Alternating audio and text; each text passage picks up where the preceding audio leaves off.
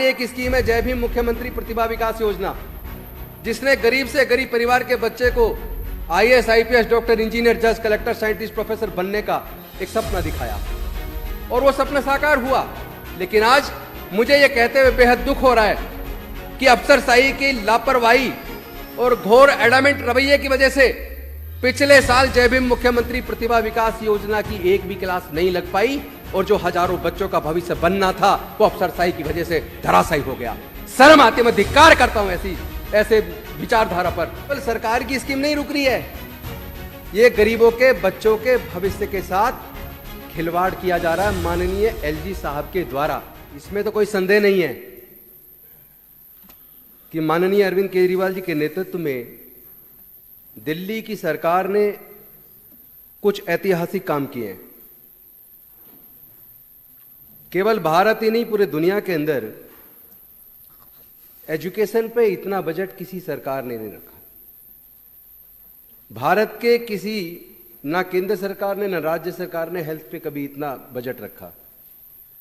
और जिस देश में हेल्थ और एजुकेशन का बजट कम होगा वो देश कभी भी दुनिया में तरक्की के मामले में आगे निकलने का ख्वाब छोड़ दे। जो देश के नेता देश को विश्वगुरु बनाने की बात करते हैं वो करना छोड़ दें, क्योंकि केंद्र सरकार ने एजुकेशन पे भी और हेल्थ पर भी दोनों पे इस बार बजट घटा दिया, जो बेहद शर्मनाक है। हमारी सरकार ने माननीय अरविंद जी के नेतृत्व में बहुत सारे ऐतिहासिक काम किए। उनमें से एक ऐतिहासिक काम यह है कि हर साल पूरे देश के अंदर शिविर के अंदर सीवर क्लीन करते हुए हमारे गरीब समाज के लोग दम घुटने से मर जाया करते थे। दिल्ली ऐतिहासिक दृष्टि से दिल्ली की सरकार पहली सरकार है जिसने दिल्ली के सीवर को क्लीन करने के लिए एक योजना बनाई। सीवर साफ करने के लिए 200 मशीन लेकर आए और उन मशीनों का मालिक उन्हीं लोगों को, उन्हीं परिवारों को बनाया जिनके परिवारों ने सीवर साफ करते हुए अपनी जान गंवाई। अगर दिल्ली की सरकार ऐसी योजना बना सकती है तो क्या बाकी देश की राज्य सरकारों को नहीं बनानी चाहिए? वहां सीवर के अंदर लोग दम घुटने से हमारे समाज के लोग मरते हैं, क्या उन सरकारों को दिखाई नहीं देता? लेकिन साथ ही साथ मैं अपनी सरकार से एक निवेदन करूंगा, क्योंकि इतिहास लिखने का काम तो हमारी सरकार करे तो हमको ही करना है। अभी भी सेप्टिक टैंक के अंदर, चूंकि सेप्टिक टैंक प्राइवेट बिल्डिंग में होते हैं और प्राइवेट बिल्डिंग में सरकारी गाड़ी नहीं जा पाती, सेप्टिक टैंक में अभी भी कुछ घटनाएं सेप्टिक टैंक को क्लीन करते हुए लोगों की जान गई है। इसके ऊपर हमारी सरकार ने तय किया था कि 150 मशीनें वो लेकर आएंगे और जल बोर्ड वो स्कीम को लेकर आएगा और आगे सेप्टिक टैंक के अंदर भी हम अपने लोगों की जान नहीं जाने देंगे जो अफसरशाही के चलते रुकी हुई है। मैं निवेदन करता हूं माननीय एलजी महोदय से इस सदन के माध्यम से कि कम से कम अपने अफसरों को हिदायत दें कि दिल्ली की सरकार जब कोई स्कीम लोगों की जान बचाने के लिए बनाती है तो कम से कम उसमें रोड़ा ना अटकाएं, उस स्कीम को जल्दी से जल्दी पारित किया जाए। और मुझे इस बात को कहने में तो गर्व है कि जो 2014-15 में जो बजट 30,900 करोड़ के करीब था उसको हम 78,800 करोड़ पर ले आए।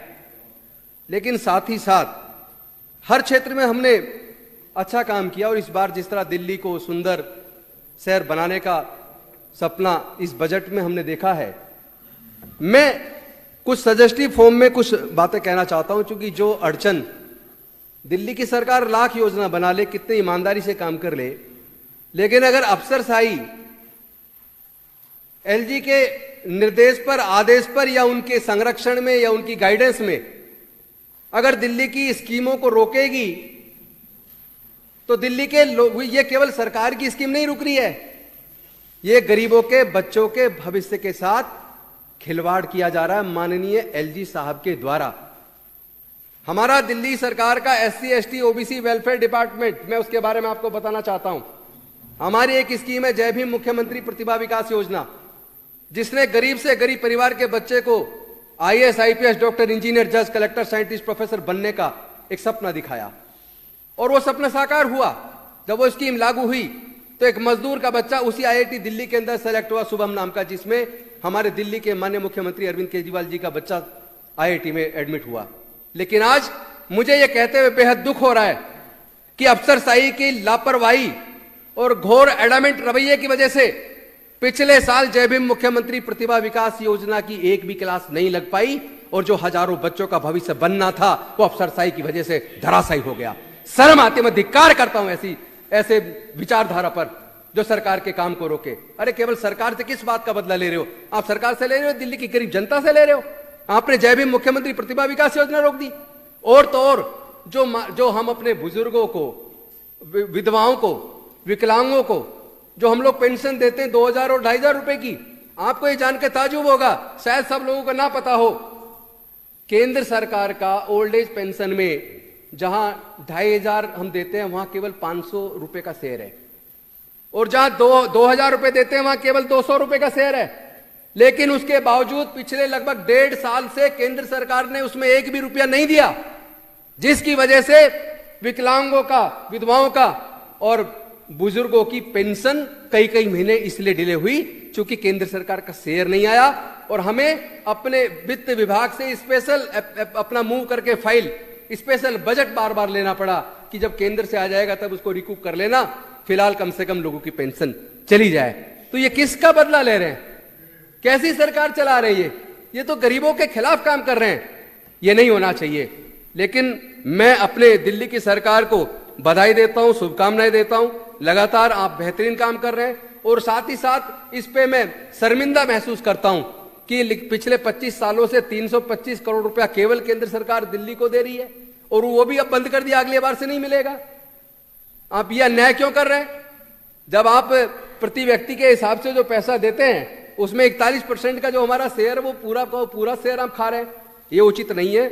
और मैं इसके साथ साथ अब अपनी सरकार को अपने इस बजट में मैं माननीय मंत्री जी से एक निवेदन करना चाहता हूं और आपके साथ साथ अपने एजुकेशन मिनिस्टर, आतिशी जी नहीं है लेकिन यहां से मेरी बात चली जानी चाहिए, कुछ मैं सजेस्टिव फॉर्म में मैं आपको कहना चाहता हूं कि हमारी सरकार जब इतने ऐतिहासिक काम कर रही है तो थोड़े से ऐतिहासिक काम अभी और करने की जरूरत है।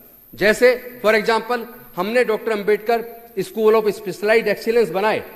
इससे पहले राजकीय प्रतिभा विकास विद्यालय के रूप में जाने जाते थे, जिसमें सरकारी स्कूल के ही बच्चे केवल एंट्रेंस एग्जाम दे सकते थे, 6ठी में एडमिशन होता था। अब हमने कर दिया 9th क्लास में एडमिशन होगा। लेकिन हमने इसमें एक जो बदलाव किया, इसे हम कह सकते हैं हमने न्याय करने की कोशिश की, लेकिन कभी कभी न्याय करने के साथ साथ अनजाने में अन्याय भी हो जाता है। हमने क्या किया, इस स्कीम में प्राइवेट स्कूलों के बच्चों को भी ओपन कर दिया और 9th क्लास में एंट्रेंस से एग्जाम कर दिया, एडमिशन कर दिया। उसका नुकसान ये हुआ क्योंकि हमारे पास एमसीडी तो थी नहीं, प्राइमरी स्कूल एमसीडी के पास थे और एमसीडी के स्कूलों की हालत इतनी खराब थी, वहां से बच्चे जो पढ़ के आए वो इस लायक नहीं बन पाए। और हमने जब हमने प्राइवेट स्कूलों को ओपन कर दिया तो आज इस doctor Ambedkar school of special excellence के अंदर जो 9th क्लास में एंट्री हो रही है उसमें मेजोरिटी में वो जो प्राइवेट स्कूलों से बच्चे पढ़ के आए केवल वो जा रहे हैं। तो मैं माननीय एजुकेशन मिनिस्टर जी को ये सजेस्ट करना चाहता हूं, इस स्कीम में थोड़ा सुधार किया जाए। बेशक प्राइवेट बच्चों के लिए भी ओपन रखा जाए, लेकिन 25% प्राइवेट स्कूल के लिए छोड़ा जाए, 75% उसमें सरकारी स्कूल के बच्चों के लिए निर्धारित कर दिया जाए। ये मेरा सजेशन है। कंक्लूड करिए प्लीज। मैं बिल्कुल टाइम ज्यादा नहीं लेता हूं, कुछ गलत कह रहा हूं तो मुझे रोक दीजिए। नहीं, रोकने की बात नहीं है, गलत तो दे दो। कभी एक आदमी 20-20 मिनट ले लेता और मुझे आप 5 मिनट में टोकते हैं अक्सर। मुझे प्लीज 2 मिनट दीजिए, मैं नहीं लूंगा, आप घड़ी देख लीजिए। 2 मिनट के अंदर अपनी बात खत्म करूंगा। दूसरा मेरा एक और सजेशन है कि एलजी साहब के पास ये बात यहां से जानी चाहिए, SC ST OBC welfare department में अधिकारियों की कमी है। पहली बात, 50% से भी कम पे स्टाफ पे वो डिपार्टमेंट चल रहा है। दूसरी बात, एक साल, पिछले 1.5 साल का रिकॉर्ड निकाल के देखिए इन अधिकारियों ने किया क्या है। सारी स्कीमें इन्होंने ठप कर दी हैं, कुछ नहीं हो रहा, बदनामी हमारी हो रही है। हमें लोग कहते हैं आप SC ST से जीत के जाते हो, आपकी सरकार के रहते हमारे काम नहीं हो पा रहे। इसलिए नहीं हो पा रहे क्योंकि जय भीम मुख्यमंत्री प्रतिभा विकास योजना का जो पैसा जिन इंस्टीट्यूट ने कोचिंग दी, उनको पैसा हमारे डिपार्टमेंट के सेक्रेटरी ने फाइल रोक के रखी हुई है, आज तक पेमेंट नहीं की। बाद में उन्होंने काम सर्वे कराएंगे, सब सर्वे हो लिया, फीडबैक फॉर्म ले लिए, बच्चों से भी ले लिए, इंस्टीट्यूशन से भी ले लिए। जब तुमने सारी कार्रवाई पूरी कर ली, कम से कम अब तो उनका पैसा दो। आप पैसा दे नहीं रहे हो, आगे का पूरा 1 साल जीरो हो गया, कोई कोचिंग नहीं, और अगली साल भी जीरो होने की संभावना दिख रही है।